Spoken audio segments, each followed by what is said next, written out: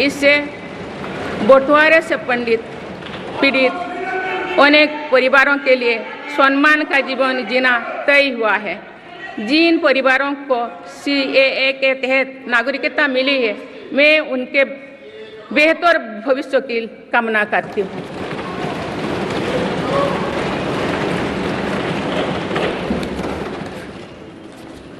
माननीय सदस्यगण, मेरी सरकार भविष्य निर्माण के प्रयासों के साथ ही भारतीय संस्कृति के वैभव और विरासत को फिर से स्थापित कर रही है।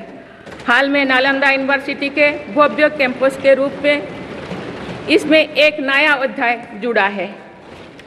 नालंदा सिर्फ एक यूनिवर्सिटी मात्र नहीं थी, बल्कि वे वैश्विक ज्ञान केंद्र के रूप में भारत के गौरवशाली अतीत का प्रमाण थी।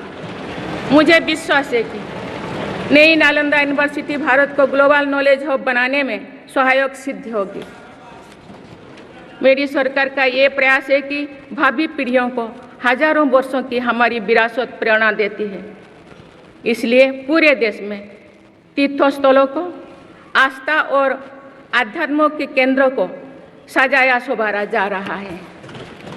माननीय सदस्यगण, मेरी सरकार विकास के साथ ही विरासत पर भी उतना ही गर्व करते हुए काम कर रही है।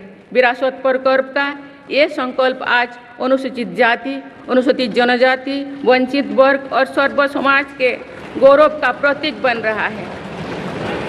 मेरी सरकार ने भगवान बिरसा मुंडा के जन्म दिवस को जनजातीय गौरव दिवस के रूप में मनाने की शुरुआत की है। अब अगले वर्ष भगवान बिरसा मुंडा की 150वीं जयंती के पूरे देश में धूमधाम से मनाया जाएगा। देश रानी दुर्गावती की 500वीं जयंती को भी व्यापक स्तर पर मना रहा है। पिछले महीने ही देश ने रानी अहिल्याबाई होलकर की 300वीं जयंती का साल भर चलने वाला महोत्सव भी शुरू किया गया।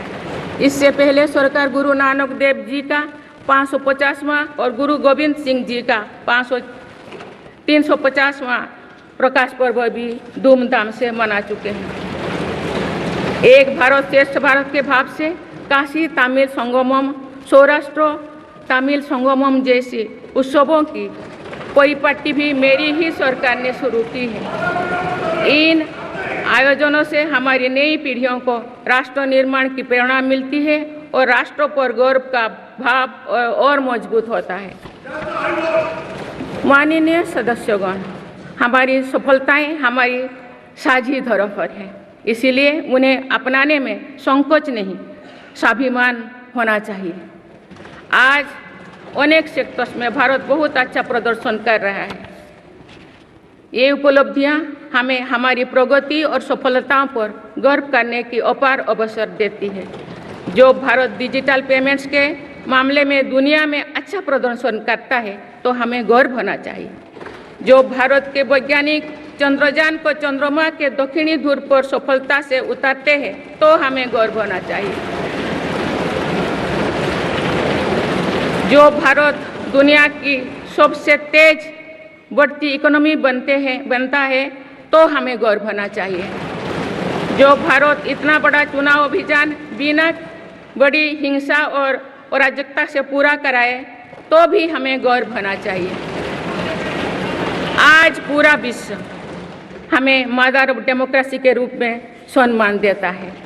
भारत के लोगों ने हमेशा लोकतंत्र के प्रति अपना पूर्ण विश्वास प्रकट किया है। चुनाव से जुड़ी संस्थाओं पर पूरा भरोसा जताया है। स्वस्थ लोकतंत्र को बनाए रखने के लिए हमें इस विश्वास को सहेज कर रखना है, इसकी रक्षा भी करना है।